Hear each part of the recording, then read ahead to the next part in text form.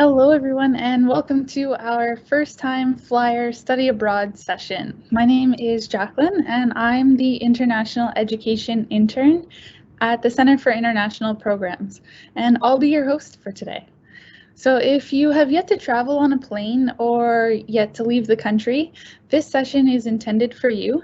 As a first-time traveler, you probably have a lot of questions and perhaps a few worries or concerns. During this session, we'll try to address your questions, but rest assured there are many supports available for you.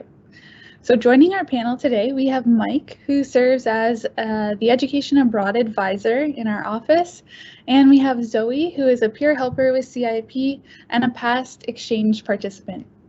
So over the course of the next half hour, we'll talk about various supports available for first-time travelers, whether it's financial, logistical, health and safety, emotional, social supports, or academic supports. But before we get into the nitty-gritty, do you have a funny airport or flight story that you could share with our listeners, Zoe? A funny story that I would have to have would be I went to Punta Cana once.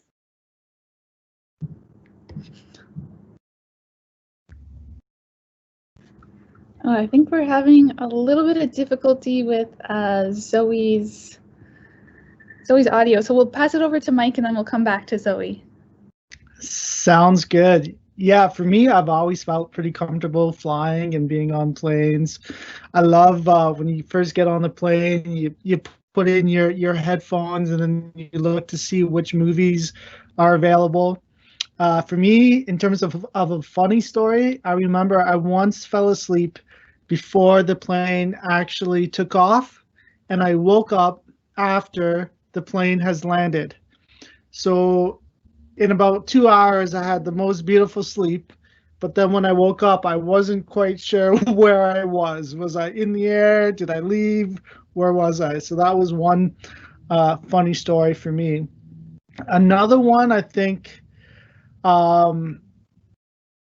has to do with meeting Senator Romeo there. It was amazing. I was reading his book at the time.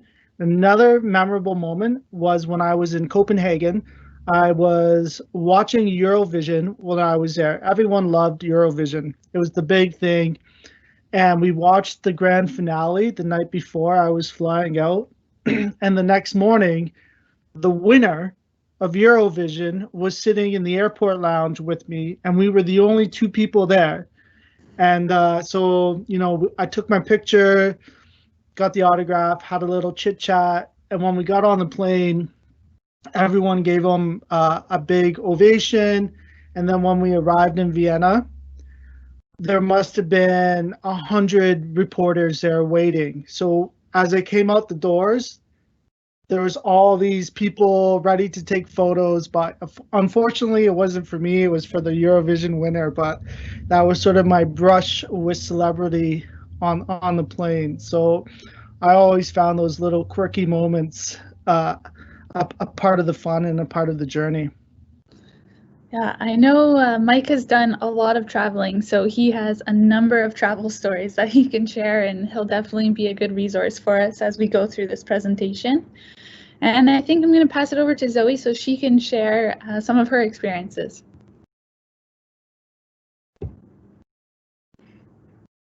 Zoe, are you there? Yeah, can you hear me okay? Yeah. Yeah. Well, I was just saying one of my funny stories is when I went to Punta Cana, a lot of really loud music started playing when I was in the airport, and me and a friend looked at each other and we're not really sure what to do.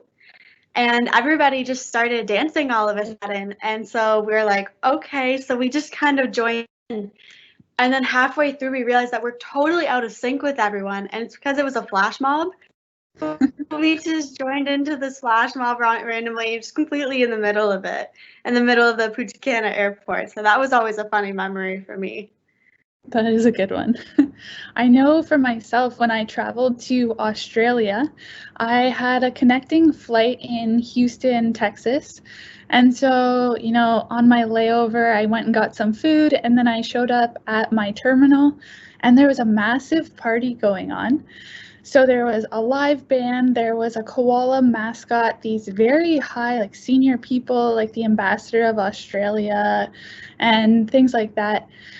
And this was the inaugural flight from Houston to Sydney. So they threw a big party for it. And it was a very exciting way to start your trip to Australia. I got a little passport cover, and they had some Australian food and drinks for us too, which was nice. So you never know what you're going to experience when you're traveling. And sometimes that's the fun of it. So we're going to get started asking some questions to Mike and Zoe, and we'll hear what they have to say as they give us more tips and tricks for first-time flyers. So first question, what advice would you give to students thinking about study abroad, particularly if they're a first-time flyer? Mike? Yeah, for me, I think this advice is applicable for all students, but particularly for first-time flyers. If you consider yourself to be resilient, open-minded, flexible, adaptable, those are all characteristics that will help you thrive when you're studying abroad. So, I mean, obviously there are things to consider, but if you have that curiosity and you have that travel bug, then I think you can make that determination, take that determination and make things happen. That's great. And how about you, Zoe? My advice for students would honestly be to take advantage of all the supports available to them, especially by the CIP. There's so many, they can help you with so many questions, advice. They can tell you great stories. And if you're worried about going away for so long, I know that when I was first thinking about study abroad, I thought there was only like 1 to 2 semester exchanges available. But after researching, I learned that there was many shorter term options, such as field schools, which are only 3 to 6 weeks in length, typically in May to June. So like in these programs, you get to travel with a Guelph professor along with other Guelph students. And much of these issues are logistical issues that you'd have to plan. They're already pre-planned. So that could be a good step in the right direction if you want to participate in some study abroad, but you're still sitting on a bit. That's a great tip. Yeah, there are lots of different types of programs, so you should be able to find one that suits your needs and your interests. So if we look now at the financial supports that are available, what's some financial advice that you could give to our first-time flyers, Mike? Financial support is obviously a big aspect of it. One of the preconceived notions is that study abroad is inherently expensive. One thing I would want to push or clarify or emphasize is that if you go on exchange, you're actually paying University of Guelph tuition to the University of Guelph. So it's not like you're paying international student fees to take part in this international experience. I would also welcome students listening to just Google University of Guelph travel grants, and you'll come across a whole list of scholarships that are available for students to apply for. Scholarships and bursaries through Student Financial Services. There's also scholarships available from your department, as well as external funders or external scholarships that you can apply for as well. And we can help point you in the right direction in terms of what some of those external scholarships are. I would also encourage students to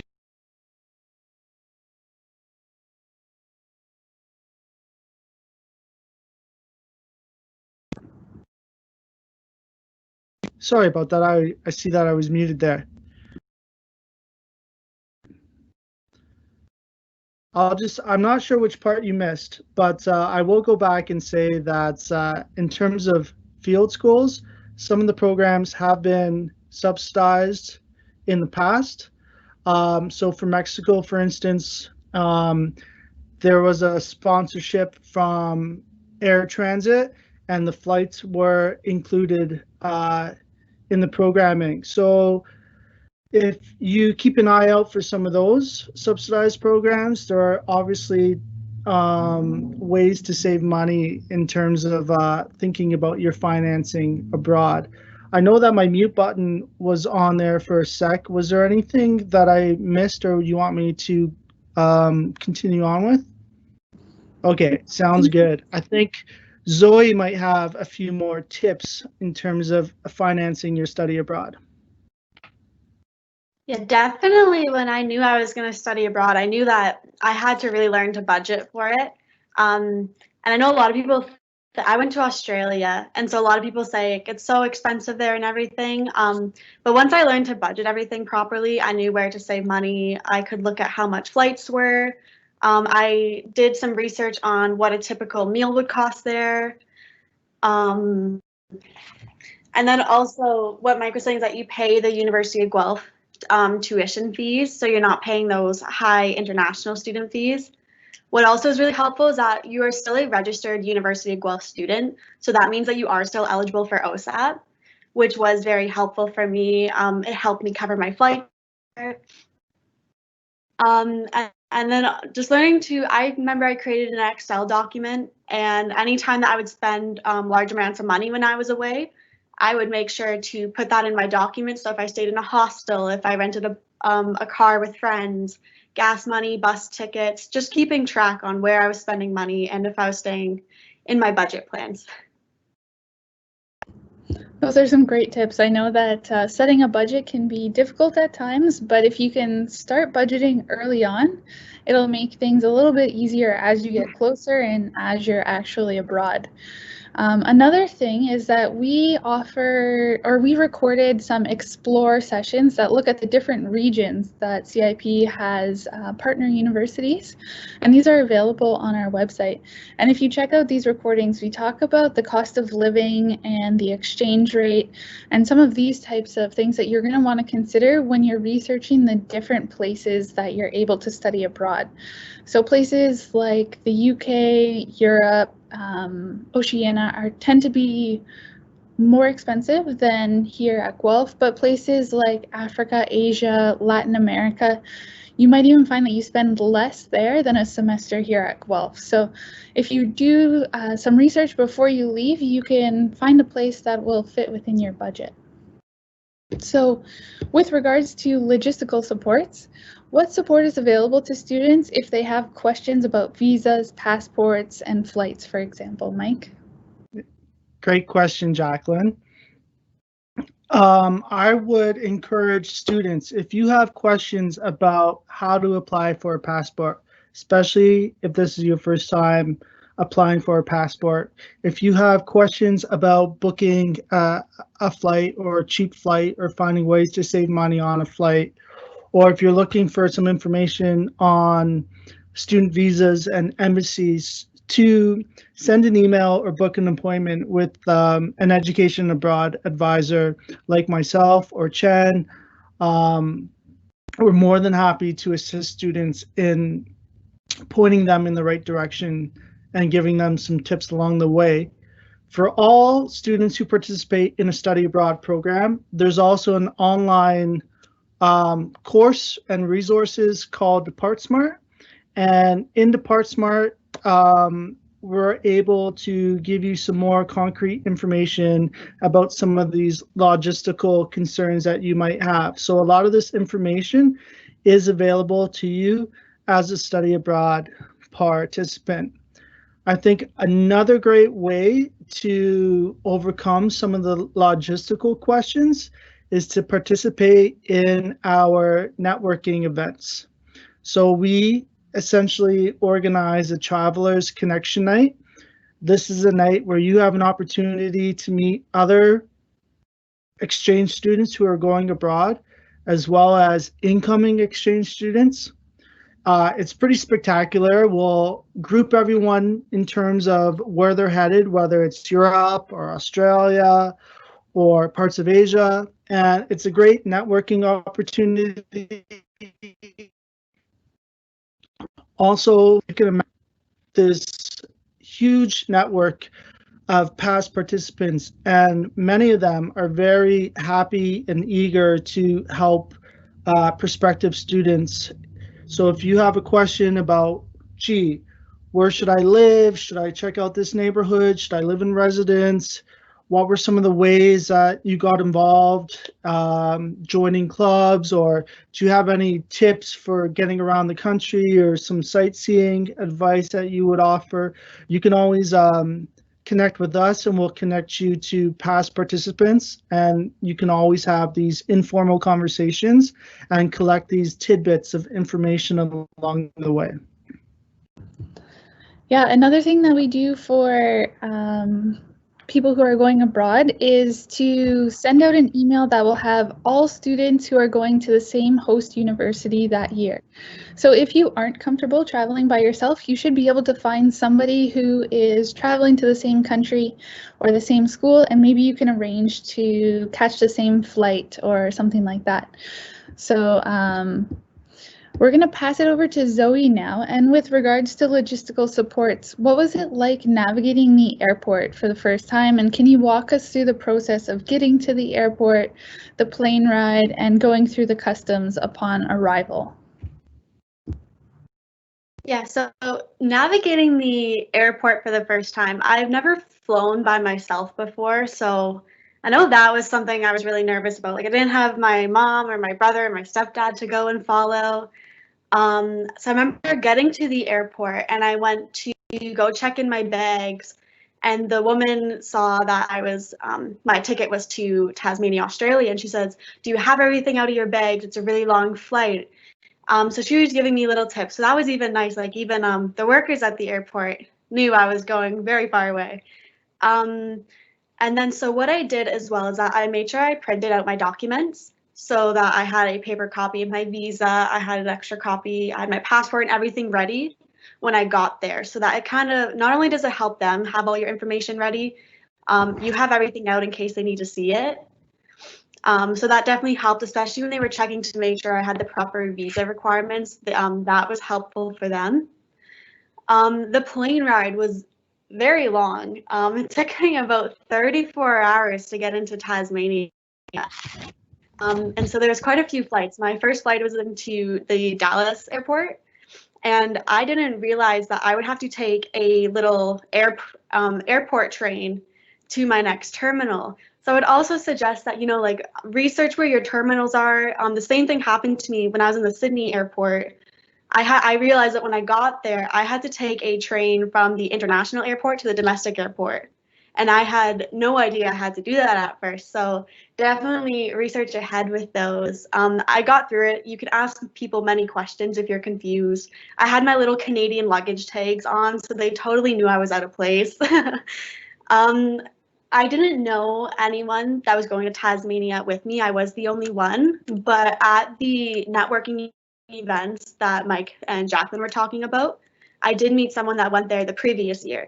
So they gave me some good tips on navigating the Hobart airport, where to get like a SIM card, how the university can pick me up and bring me to my accommodation, and just little tips for that. And like Mike mentioned, the Depart Smart, that gave me a lot of tips for going through customs upon arrival, like treat the officers with respect. Just gave me tips on flight booking, travel documents, airport etiquette, things like that.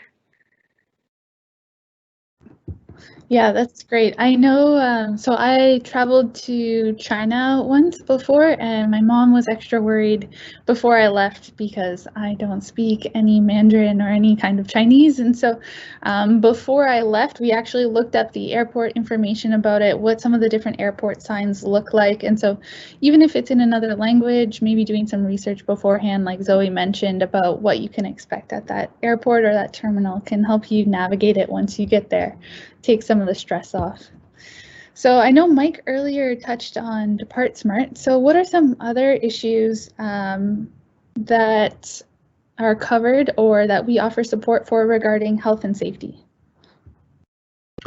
Health and safety is definitely our main priority for our study abroad participants.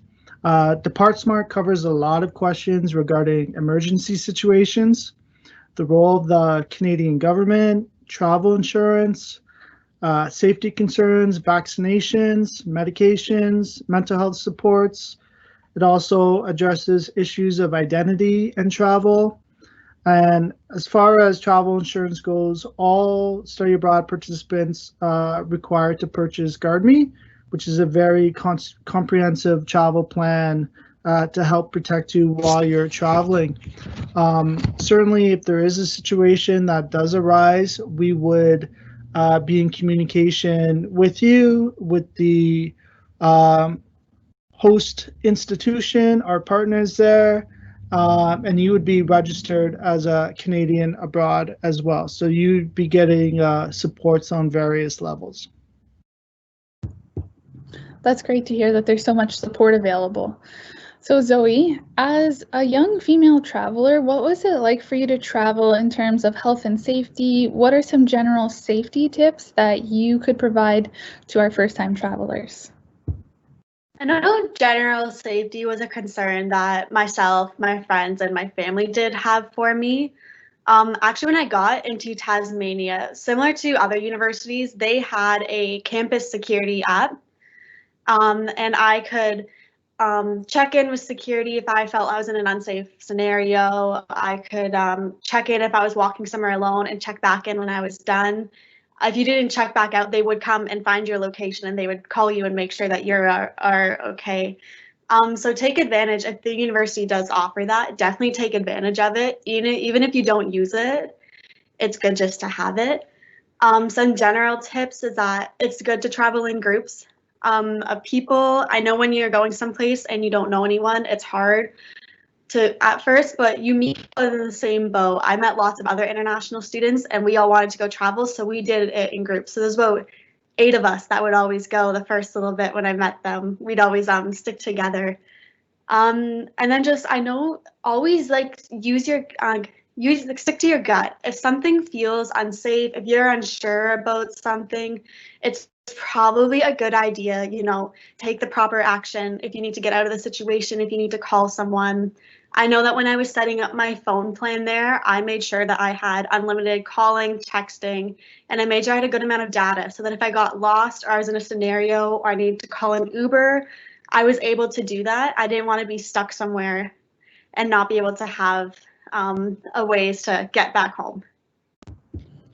That's a great point. I know that studying abroad can be an expensive experience, but there are certain things where you can save money, and there are certain spots where you should maybe spend a little more, like for example, where Zoe says making sure that her phone plan is will adequately cover everything she needs. That way she doesn't get stuck in a sticky situation.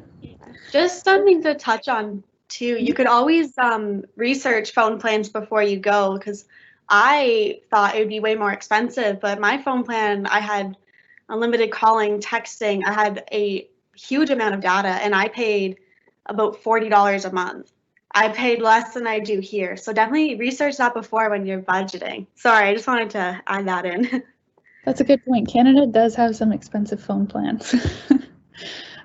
So in terms of academic supports, how did you work with your program counselor to select your courses, Zoe? So I emailed my program counselor when I accepted my study abroad, and I told them that I was needing to pick courses soon, and I told them I need to send a form. Most program counselors, they are aware of the form that we will need to send through. So they said, pick some courses. They gave me the advice to pick more courses than just like the set 5. Things happen, like courses get full. Sometimes they might be priority access. Maybe they won't offer them at the university. Maybe you can only take a certain amount of online courses there. So I think I picked about 8 to 9 courses, knowing that I was only going to be taking 4 or 5. So it's always good to do that. And then I was in the co-op program as well. So I emailed my co-op advisor in advance to let them know, and she gave me plans on like courses to take, if I need to rearrange a schedule. So I definitely suggest emailing your counselors when you can to look over your courses and look over your degree options. That's some great advice. Thanks, Zoe. And Mike, for students who require accessibility services, what would you say to them? I would say to them that the Center for International Programs is definitely committed to making study abroad more inclusive and more accessible. In the past, we've had students with visual impairments or hearing impairments or students with mobility concerns who successfully participated in study abroad programs. If you do require learning accommodations at the University of Guelph, we would work with the accessibility office at the host institution beforehand to make sure that you know what supports you'll be able to receive from your host institution. And the same holds true for mental health and wellness. So we're definitely committed to working with you and with our partners to make sure that your accommodations and needs are being met while abroad. Okay, so I see that we have a question from one of our listeners here, and they ask, can you be in a Bachelor's of Science program and go abroad? So I'll touch briefly on this, and if anybody wants to add in, feel free. So yes, we do have programs available for BSc students and students in most programs for that matter. On our website, which is uoguelph.ca/CIP, you'll find a program search tool, and you can use that tool to search for which schools or which options are going to be best suited for your program. That being said, you aren't restricted to those options. If there's another school or something else that interests you, talk to your program counselor, see how you can make that work, what credits you have available, do you have any electives, and you should be able to find something for your program. Did anybody else want to add anything to that? Okay. So we have one last question here for Mike and Zoe. So lastly, can you speak to some of the emotional and social supports that may be available for first-time travelers? Mike, we'll go with you first.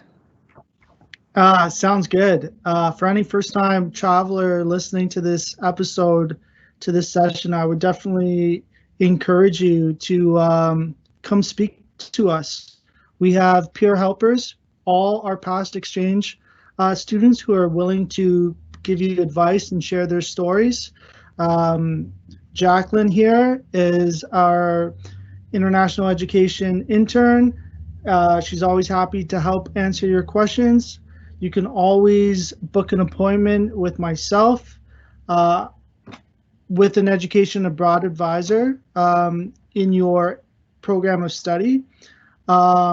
There's a huge network of past exchange students who can help you out.